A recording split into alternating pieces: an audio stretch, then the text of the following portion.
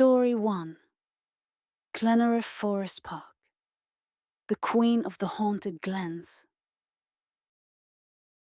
By day, Glenariff is breathtaking, a vast forest park known as the Queen of the Glens, with tumbling waterfalls, moss-covered paths, and sweeping views over the valley. But as dusk falls, the beauty of this place takes on a chilling, otherworldly feel. Locals will tell you that Glenariff is more than just a forest. It's a place where the veil between worlds is thin. For centuries, the glens of Antrim have been tied to fairy lore, and Glenariff in particular is said to be home to the good people. Walkers have reported strange flickering lights weaving between the trees, as though lanterns were being carried through the undergrowth. When they followed, the lights vanished, leaving only silence and the feeling of being watched. The waterfalls themselves hold their own stories. Some say you can hear whispers carried on the spray, voices speaking in a language no one can quite understand. Others claim the sound of rushing water has suddenly shifted into the unmistakable cries of a woman, wailing in grief before fading back into the roar of the falls. But perhaps the most unsettling tales are of the figures seen among the trees. More than one hiker has returned pale-faced, swearing they saw shadowy shapes moving parallel to them in the woods, keeping pace but never fully showing themselves. On stormy nights, drivers passing the edge of the glen have reported glimpsing a lone figure standing by the roadside, tall, thin, and cloaked, only for it to vanish when headlights hit. Some believe these spirits are the fairies themselves, protecting their land from intruders. Others say they are echoes of the past, perhaps the souls of those who lived and died in these remote glens during famine and hardship. Whatever the truth, Glenariff Forest Park remains one of the most beautiful yet eerie places in County Antrim. To walk its trails after dark is to step into another world, one where nature, legend, and ghostly presence seem to merge into something unforgettable. Story 2. Carrickfergus Town Walls and Harbour. Phantom Soldiers of the Sea. Carrickfergus is one of the oldest towns in Ireland, and its stone walls have seen more battles, bloodshed, and betrayal than most places in the country. Overlooking Belfast Lough, the town was a vital stronghold for centuries. Invaders landed here, armies marched through its streets, and countless lives were lost in the struggle to control this strategic harbour. Today, Carrickfergus is a bustling seaside town, but if you linger after dark near the old walls or down by the harbour, you may find that some of those soldiers never truly left. The town walls date back to the Norman period, and once stretched around Carrickfergus like a protective ring. Though much has been lost to time, several sections still stand. And it's here that ghostly encounters are often reported. Locals speak of hearing the echo of marching boots late at night, the steady tramp of a patrol along the battlements. The sound is so distinct that it stops people in their tracks. Yet when they look up, there is nothing, just empty stone against the night sky. One story that has been passed down for generations involves a phantom guard at the old North Gate. Witnesses describe a tall figure in 17th century military dress, pacing back and forth as though still on watch. He clutches a musket, his head bowed as if weighed down by endless duty. When approached, he simply fades into the darkness. Some believe he is the ghost of a soldier executed for abandoning his post, forced to patrol for eternity as punishment. The harbour, too, has its share of hauntings. Fishermen tell of shadowy forms moving along the water's edge in the early hours of the morning, as if soldiers still guard the shoreline. Others speak of ghostly cries carried on the sea breeze, the sound of men drowning, perhaps a remnant of the many naval battles fought in Belfast Lough. On still nights, some claim to see the outline of a ship that should not exist, a phantom vessel gliding silently into the harbour, before vanishing without a ripple. One particularly unsettling encounter was reported by a couple walking the pier at twilight. They described hearing footsteps behind them, the distinct sound of two men in heavy boots speaking in low voices. When they turned, no one was there. But the voices continued, growing louder until the words became clear, orders being barked, commands in a language that was not modern English. Then, just as suddenly, silence fell, leaving the couple shaken and hurrying away. For a town so steeped in conflict, it's little wonder that Carrickfergus holds on to its ghosts. Every stone of the walls and every wave that hits the harbour carries echoes of the past. By daylight, it is a place of history and charm. But when the sun goes down, Carrickfergus becomes something else entirely. A town where phantom soldiers still march, and where the dead seem determined to guard their post long after life has left them. Story 3. Lisburn's Island Arts Centre. Ghosts of the Old Linen Mill. In the heart of Lisburn stands the Island Arts Centre, a bright and lively hub for theatre, music, and creativity. But beneath the modern stage lights and rehearsal rooms lies a much darker history. The centre was built on the site of an old linen mill, once part of Lisbon's booming textile industry. The linen trade made the town famous, but it also brought with it harsh working conditions, accidents, and countless tragedies. Some believe those echoes of suffering never left the building, and today, the Island Arts Centre is known as one of Lisburn's most haunted places. The linen mills of Lisburn were relentless places. Workers laboured long hours in suffocating heat, with dangerous machinery and little regard for safety. Fatal accidents were not uncommon. Stories tell of workers crushed by machinery, dragged into belts, or collapsing from exhaustion. The most chilling tales involve the children who worked in the mills. Young boys and girls sent to earn a wage, only to be caught up in deadly accidents. These tragedies left a heavy mark, and some say the Island Arts Centre is still home to those restless souls. Staff have long reported strange occurrences. Footsteps echo along the corridors when the building is empty, and doors slam shut without reason. On quiet evenings, faint laughter has been heard drifting through the halls. The sound of children playing, even though no children were there. Some claim to have seen small figures darting around corners, only for the space to be empty when checked. The theatre itself holds its own ghostly secrets. Actors rehearsing late at night speak of feeling watched from the wings. Shadows move across the stage even when the spotlights are steady. One performer recalled freezing mid-line when she saw a man in Victorian work clothes standing at the back of the hall. He watched silently for a few moments before fading into the air.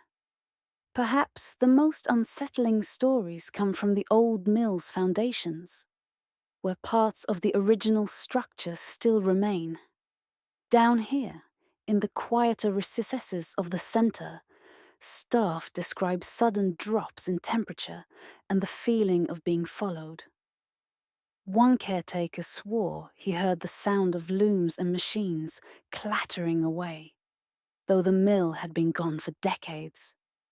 Visitors often sense something too. During an exhibition, one woman reported feeling a child tugging at her coat. Turning around, she found no one there, but later described a strange sadness that lingered with her for days. The Island Arts Centre thrives today as a place of joy and performance. But beneath its modern purpose, the building carries the weight of Lisburn's industrial past.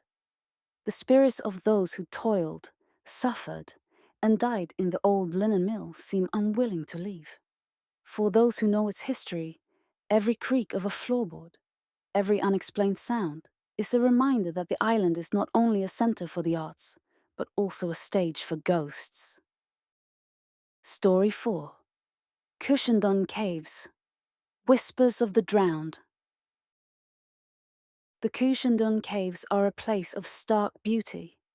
Carved out over 400 million years by the relentless waves of the North Channel, they sit just beyond the quiet village of Cushendun. Tourists flock here today for their dramatic appearance, even more so since the caves were featured on television. But long before cameras arrived, these dark caverns were whispered about in hushed tones. For the people of Antrim, the caves were never just stone and sea. They were a place of ghosts, where the drowned and the damned still cried out from the shadows. The coastline around Cushendun has always been treacherous. Storms sweep in suddenly, and countless ships have foundered on the jagged rocks nearby. Fishermen tell stories of hearing voices on the wind, desperate cries for help, only to find nothing but empty seas. Some believe the caves are haunted by the spirits of drowned sailors, men who lost their lives just offshore and whose souls now wander into the cavern's depths. Visitors have described chilling encounters inside the caves. One of the most common reports is the sound of footsteps following them across the stone, echoing unnaturally loud for such a small space. Yet when they stop, the footsteps stop too.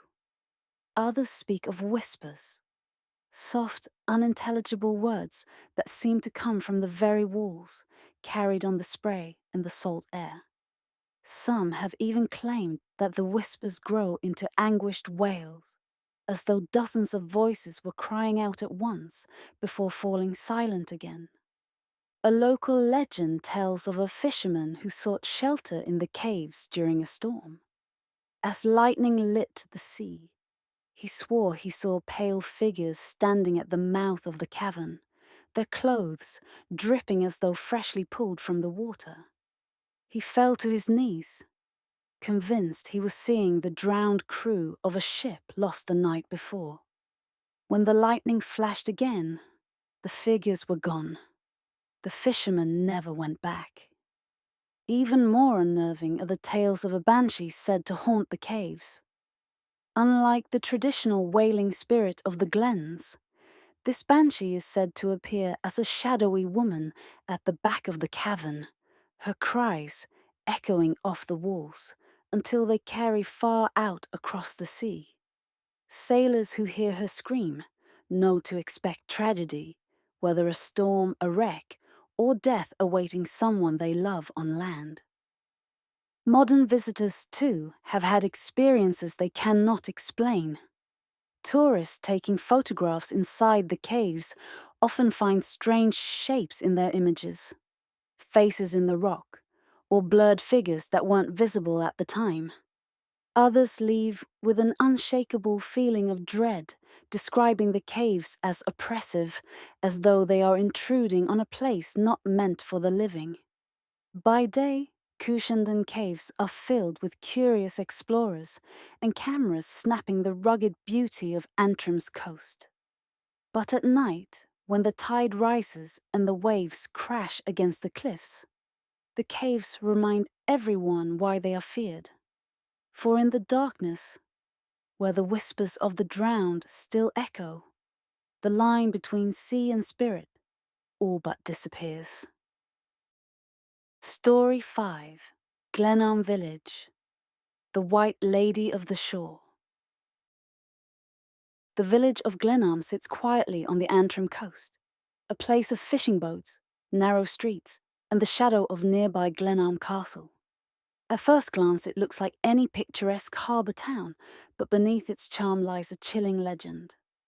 For centuries, locals have whispered of a white lady who roams the shoreline, a ghostly figure bound to the village by tragedy and betrayal. The story most often told is that of a young woman who fell in love with a sailor. Their romance was secret, for she belonged to a wealthy family who would never have approved of such a match. Every evening she would walk down to the harbour to meet him, waiting by the shore until his ship returned. But one night, the ship never came back. A storm rolled across the lough, and the vessel was smashed against the rocks. The sailor drowned, and the young woman was left alone in her grief. Consumed by despair, she returned night after night to the harbour, convinced her lover would appear. When her family discovered the truth, they forbade her to leave the house. Some say she escaped and threw herself into the sea to join him. Others believe she died of a broken heart, her spirit condemned to wander the shore in search of the man she lost. To this day, the White Lady of Glenarm is said to appear along the harbour wall and across the sands at dusk. Fishermen returning late have reported seeing a pale woman standing on the rocks, her dress glowing faintly in the moonlight. At first they thought it a local girl, but when they called out, she turned, and her face was as white as bone, her eyes empty hollows. Then, before their eyes, she melted into the sea mist. Locals tell of hearing her weeping on quiet nights, the sound carrying across the water like a lament. Others speak of sudden chills when walking the shore, even on warm evenings, as though someone unseen brushed past them. Tourists have taken photographs only to find a blurred white figure in the background, standing exactly where no person could have been. The legend has grown darker with time. Some say the White Lady is not merely mourning, but vengeful. Young men who walk the harbour alone have reported being followed by the sound of footsteps. And in one case, a man swore he felt hands push him towards the edge of the pier. He caught himself just in time, but left the village and never returned. Whether a grief-stricken lover or a restless spirit driven by anger, the White Lady has become part of Glenarm's identity. She is spoken of with a mixture of fear and respect, a reminder of how love and loss can leave a presence so strong it lingers for centuries. By day, Glenarm is a peaceful village. But when darkness falls and the tide creeps in, locals know to keep their distance from the harbour wall. For the White Lady still waits there, watching, mourning, and perhaps searching for another soul to drag into the depths. Story 6. Larne's Old Merchant Buildings, Shadows of the Past. Larne, a bustling harbour town on the Antrim coast, has always been a place of arrivals and departures. For centuries, ships carried goods, workers, and emigrants through its port, and the old merchant buildings along Exchange Road once thrived with activity. Beneath the noise of trade and travel, however, darker stories were whispered. These buildings, with their crumbling stonework and creaking timbers, are said to be haunted by the ghosts of Larne's past. The Exchange Road area was once lined with warehouses, offices, and lodging houses. Merchants made their fortunes here, while sailors, dockers, and labourers lived and worked in harsh conditions. Poverty, accidents, and even crime left their mark on the streets. Over the years, several of these old buildings fell into ruin, and with them came the tales of things that should not be seen. One of the most common reports is of shadowy figures moving through the buildings at night. Passers-by have seen dark silhouettes at upper windows, pacing back and forth, even when the properties were long abandoned. Some describe seeing men in long coats and hats standing in doorways, only for the figures to dissolve when approached. Others swear they've caught sight of children darting across alleyways, their laughter echoing unnaturally before fading to silence. Inside the buildings, those who have dared to explore speak of an oppressive atmosphere. Sudden drops in temperature are common, with icy chills that seem to follow visitors from room to room. Objects have been known to move on their own. A chair scraping across the floor, papers rustling when no breeze exists. One former caretaker claimed that every evening at exactly the same time, he would hear the heavy sound of boots climbing the stairs, stopping outside his office door. When he opened it, the hallway was empty. Perhaps the most unsettling stories come from workers renovating one of the old warehouses. Several men reported feeling watched constantly, as though someone stood just behind them. Tools went missing, only to reappear in impossible places. One worker even quit after claiming he had been shoved hard in the back while on a scaffold, though no one else was near him. He swore that if he hadn't caught himself, the push would have sent him falling. Some believe these hauntings are tied to Larne's history as a departure point during Ireland's darkest times. Thousands of emigrants passed through here during the famine years, many leaving in despair. Locals suggest the ghosts are the restless spirits of those who never made it to their new lives overseas. Others think the spirits belong to merchants and sailors, men who lived hard, desperate lives and refused to leave the places they knew best. By day, Exchange Road is just another part of Larne, the remnants of the old buildings blending into the modern town. But after dark, the atmosphere shifts. Shadows stretch longer, whispers seem to linger in the air, and the sense of unseen eyes watching from the windows becomes impossible to ignore. For in Larne, the past does not rest quietly. It moves, waits, and watches from the walls of its old merchant heart. Story 7. Shane's Castle Ruins. The Banshee's Curse. On the northern shore of Lough Neagh lie the crumbling ruins of Shane's Castle, once the grand home of the O'Neill family. Though now a haunting shell of its former glory, the castle carries centuries of history. And with it, stories of tragedy, curses, and restless spirits. It is one of County Antrim's most haunted locations, its legends reaching back into Ireland's darkest folklore. The O'Neills were among the most powerful families in Ulster, and Shane's Castle reflected their wealth and status. But with power came enemies, and the castle saw its share of conflict. In 1816, a devastating fire swept through the building, leaving it in ruins.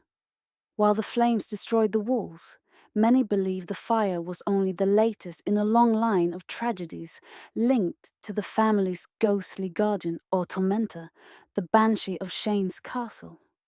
For generations, it has been said that a banshee appears whenever death approaches the O'Neill line. She is described as a woman in white, her long hair flowing as she drifts across the grounds, her wail echoing across the lough. During the fire of 1816, witnesses claimed her cries could be heard above the roar of the flames, a piercing lament that chilled the hearts of all who listened. Some insisted she was warning of the disaster. Others believed she caused it. But the banshee is not the only spirit said to haunt the ruins. Visitors walking among the ivy-covered walls have reported sudden chills and the feeling of being watched. Figures have been glimpsed moving through the broken windows. A man in armor, a woman in period dress, even children running silently across the courtyard. Paranormal investigators who visited the site recorded unexplained voices, heavy footsteps, and even the sound of weeping when no one else was present. One chilling story tells of a visitor who felt a hand grip his shoulder as he stood looking out towards Lough Neagh. Expecting a friend, he turned, but there was no one there. Instead, he heard a low, mournful sigh directly in his ear. Terrified, he fled the ruins and refused ever to return. The ruins themselves seemed to hold a power. Many who visit describe feeling a deep sadness, as though the castle itself remembers the lives and tragedies it once held. On misty mornings, the ruins loom over the water, and it is easy to imagine the spirits of the O'Neills still wandering their lost home, their banshee companion forever bound to them. Shane's castle remains a place of fascination and fear. Its grandeur may have faded, but its legends endure. To walk among its ruins is to step into a world where history and folklore intertwine, where the cries of a banshee still echo, and where the ghosts of Ireland's past refuse to fade into silence. Story 8. Carrick-a-Rede Rope Bridge. Ghosts of the Clifftop Fishermen. Few places in Ireland are as dramatic as the Carrick-a-Rede Rope Bridge. Suspended high above the crashing Atlantic, the swaying bridge links the mainland to the tiny island of Carrick-a-Rede. Today, it is one of Northern Ireland's most popular tourist attractions, drawing thousands each year to brave the crossing. But long before it became a visitor's thrill, this narrow span was the domain of fishermen, men who risked their lives to cast nets for salmon in the fierce waters below. Many never returned, and locals believe the cliffs and bridge remain haunted by their restless spirits. The rope bridge itself was first built by fishermen over 350 years ago. It was little more than thin planks tied with rope, a precarious crossing swaying violently in the sea wind. Many accounts tell of men falling to their deaths, the jagged rocks below waiting for anyone who lost their footing. Others drowned when storms rose suddenly, their cries lost to the roar of the ocean. Such tragedies gave rise to stories of phantom fishermen still lingering on the cliffs. Walkers often report seeing shadowy figures near the entrance to the bridge at dusk. Dressed in heavy coats, with nets slung across their backs, they appear solid for a moment before fading into the sea mist. Some visitors have stepped aside to let them pass, only to realize there was no one there. On particularly stormy nights, strange lights are said to bob across the island, like lanterns being carried by unseen hands. The cries of the dead are another constant in the legends of Carrick-a-Rede. Tourists crossing the bridge have heard sudden shouts behind them, urgent warnings as if someone were calling out to hold on. When they turn, the bridge is empty. Others claim to hear the desperate screams of drowning men rising from the sea below, only to vanish as quickly as they began. One fisherman's ghost is said to appear more than any other. Known locally as the Watcher, he is described as a tall figure standing silently on the clifftop overlooking the bridge.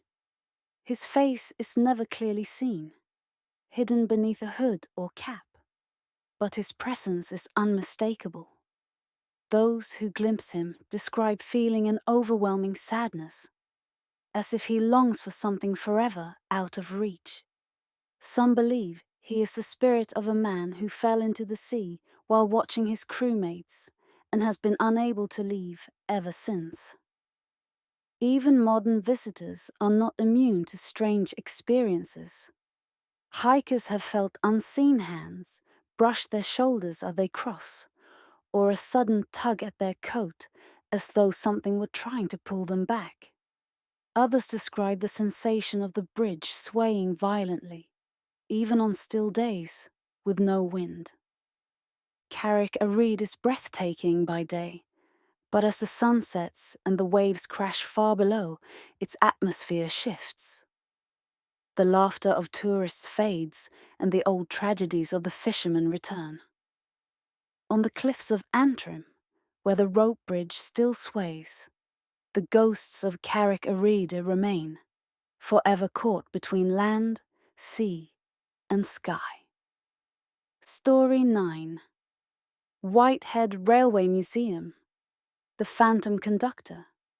On the edge of Belfast Lough lies the town of Whitehead, once a bustling railway hub during the golden age of steam. Today, the Whitehead Railway Museum preserves that history, its collection of locomotives, carriages, and workshops, drawing visitors from across the world. But for all its charm and nostalgia, there are stories that suggest not all who worked the rails have left. Among the polished engines and restored carriages, a phantom conductor is said to walk the platforms, forever bound to the railway he served in life. The railway in Whitehead was central to Antrim's transport for over a century. Generations of workers spent their lives on the tracks, braving long hours, dangerous conditions, and the constant risk of accidents. Not all made it home. Tales of men crushed by engines, burned in boiler explosions, or struck down on the line are woven into the history of the place. For some, those violent ends are thought to be the reason their spirits linger still. Staff at the museum have long spoken of unexplained activity. In the engine sheds, tools go missing, only to be found neatly laid out hours later. Heavy doors swing open by themselves, and footsteps echo along the wooden floors when no one is there. At night, security guards hear voices calling out, sharp commands like "all aboard" or "tickets please," only to find the platforms deserted. The most famous ghost, however, is the phantom conductor. Visitors describe him as a tall man in a railway uniform from another age, complete with cap and lantern. He is often seen walking the platform, checking carriages as if preparing for a departure. Sometimes he steps aboard an empty train, but when staff follow, the carriage is deserted. One story tells of a group of children on a school trip, who waved to a man they believed was part of the museum's staff. He smiled, raised his lantern, and then disappeared before their teacher's eyes. Stranger still are the reports of people interacting with him without realizing he was a ghost. A tourist once asked the conductor for directions to the exit. The man silently pointed down the platform before vanishing. Another visitor claimed to have felt a firm hand on his shoulder, guiding him back as he stepped too close to the tracks. He turned to thank the uniformed man beside him, but there was no one there. Some believe the conductor is a spirit who died in an accident, forever carrying out his duties. Others think he is a guardian of sorts, protecting those who visit the museum and ensuring no harm comes to them. Whatever the truth, his presence is undeniable to those who have seen him. The Whitehead Railway Museum celebrates the pride and industry of a bygone era. But behind the polished brass and hissing steam lies a reminder of the dangers that came with it. For as long as the museum stands, the phantom conductor of Whitehead seems destined to walk the platforms, forever keeping watch over the trains that no longer run. Story 10. Belfast, the Crown Bar. In the heart of Belfast stands one of the most famous pubs in Ireland, the Crown Bar. Known for its ornate Victorian interior, stained glass and carved snugs, the Crown is a landmark, a place where history, tradition and culture meet. But for all its beauty, the pub carries a reputation for something far darker. Beneath the golden lamps and polished wood, stories of ghosts have haunted the Crown for generations. The building dates back to the 1820s, though it was lavishly refurbished in the later Victorian era. Its private booths, known as snugs, once offered secrecy to businessmen, politicians, and even revolutionaries. Deals were made in whispers, plans laid in shadow, and more than a few violent quarrels ended in tragedy. Many believe the echoes of those times are the reason why the Crown is said to be haunted to this day.